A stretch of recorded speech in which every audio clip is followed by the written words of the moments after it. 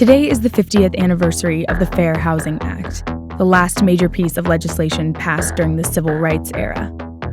The law promised not only to outlaw housing discrimination, but to use the federal government's power to actively promote fair housing.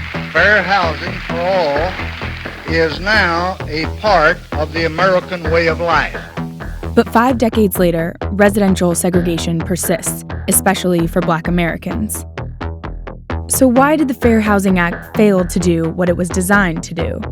In part, it's because of how segregation took hold. Take a look at Baltimore, which is a microcosm of the problem. Like most cities, Baltimore today has a largely Black urban center and mostly white suburbs.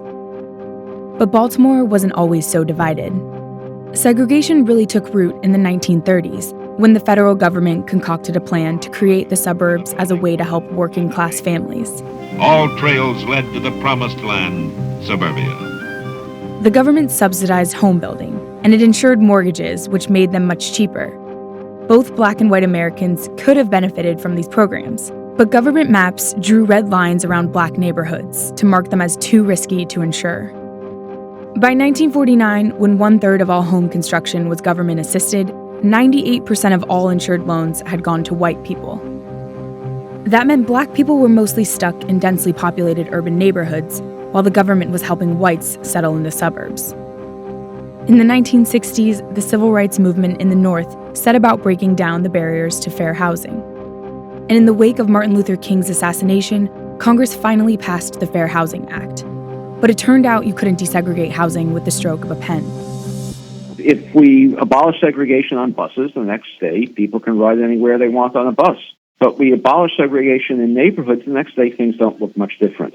To pass a law that says, in effect, okay, African Americans, you're now permitted to move to these suburbs, was ineffective because the suburbs were now unaffordable.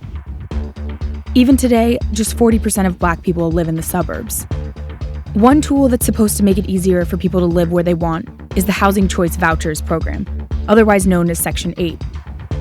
The program offers rental subsidies to approximately 2.2 million low-income families. But it can be difficult to transfer a voucher issued by the city to a suburban county, and in most places, landlords don't have to accept them. So Black voucher holders typically end up in minority neighborhoods. In Baltimore, the vouchers are used in what's been called the Black Butterfly. Baltimore, though, has come up with a fair housing program that actually works. 16 years ago, in response to a lawsuit, the city created a new kind of voucher, known as the Thompson voucher. It could only be used in integrated neighborhoods that didn't have many poor people. The program also offered counseling, transportation, and security deposit assistance, and significantly higher subsidies. It was a huge success. Recipients moved from areas that were 80% Black and 33% poor to areas that were 21% Black and 8% poor. But with just 4,300 vouchers, the program only reaches a small fraction of Baltimoreans.